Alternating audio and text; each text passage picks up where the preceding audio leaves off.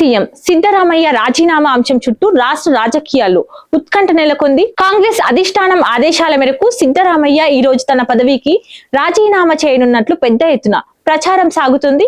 ఇందుకు బలం చేకూరుస్తూ ఇవాళ ఉదయం గవర్నర్ తావర్ చంద్ గెహ్లాట్ ను కలిసేందుకు ముఖ్యమంత్రి కార్యాలయం అపాయింట్మెంట్ కోరడం రాజకీయ వర్గాల్లో హాట్ టాపిక్ గా మారింది. ఈ కీలక పరిణామం పైన ఒక ఆసక్తికరమైన సందిగ్ధత నెలకొంది.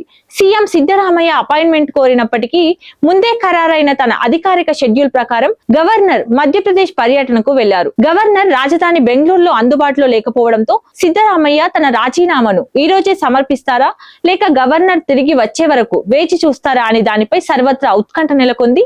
గవర్నర్ లేకపోయినప్పటికీ రాజ్ భవన్ కార్యాలయంలో రాజీనామా లేఖను అందిస్తారనే ప్రచారం జరుగుతుంది. మొత్తానికి సిద్ధరామయ్య రాజీనామా ఎపిసోడ్ తో కర్ణాటక రాజకీయాలు ఒక్కసారిగా వేడెక్కాయి. సీఎం పదవి నుంచి సిద్ధరామయ్య తప్పుకుంటారని వస్తున్న కథనాల నేపథ్యంలో కాంగ్రెస్ అధిష్టానం ఆయనకు రాజ్యసభ సీట్ ఆఫర్ చేస్తున్నట్లు ప్రచారం జరిగింది. అయితే అందుకు సిద్ధరామయ్య సుముఖంగా లేరని తెలుస్తోంది. జాతీయ రాజకీయాల్లోకి వెళ్లకుండా కర్ణాటక రాజకీయాల్లోనే మరో 2 ఏళ్లు కొనసాగేందుకు ఆసక్తి చూపిస్తున్నట్లుగా సమాచారం.